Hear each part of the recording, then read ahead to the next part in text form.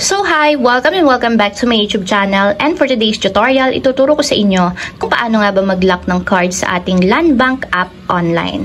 But first, kindly subscribe to my channel and don't forget to hit the subscribe button and the bell to notify you for my new updates. And once you learn more, just keep on watching and let's start. So ayan guys, for today's video, i-open muna natin ang ating Landbank online app or yung ating Landbank mobile banking app. And then, pagka-open guys, mula dito sa pinakang accounts ng ating Landbank, itap nyo lang yung more na nandito sa may lower part. So, ito yung 3 horizontal dots guys. Tap nyo lang yung more. And then, pagka-tap ng more, hanapin nyo lang yung mobile lock or movie lock na nandito sa account management. So, pag nakita nyo na guys, tap nyo lang yung movie lock or mobile lock. And then, pagka-tap, tap nyo lang yung account. So, itatap ko yung sa debit card. Tap nyo yung account na gusto nyong i-lock. And then, pagka-tap guys, kung makikita nyo, meron kayong makikita dito na dalawang may switch button. So, unang-una, meron kayong option na i-lock yung domestic access and then yung international access. So, kung gusto nyo i-lock guys, yung parehong domestic access and then yung international access, itap nyo lang yung switch button katulad nito.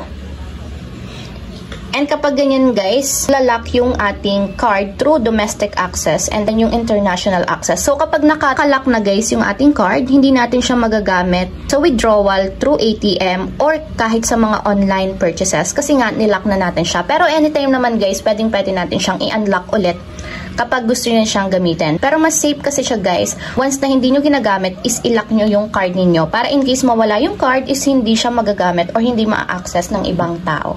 So kapag na-turn on nyo na guys yung switch button ng domestic access or ng international access, tap na natin yung submit. And ayan guys, i-confirm lang natin dito. So, send na text message sa atin, confirmation na talagang nilock natin yung ating account. So, magno-notif yun sa inyo guys. And magno-notif din siya kapag may nag-unlock ng ating card. So, ayun lang guys, ganun lang kasimple kung paano nga ba mag-lock ng card sa Landbank mobile banking app. If you have a question, can comment down below and don't forget to hit the subscribe button and the bell to notify you for my new updates. And thank you for watching!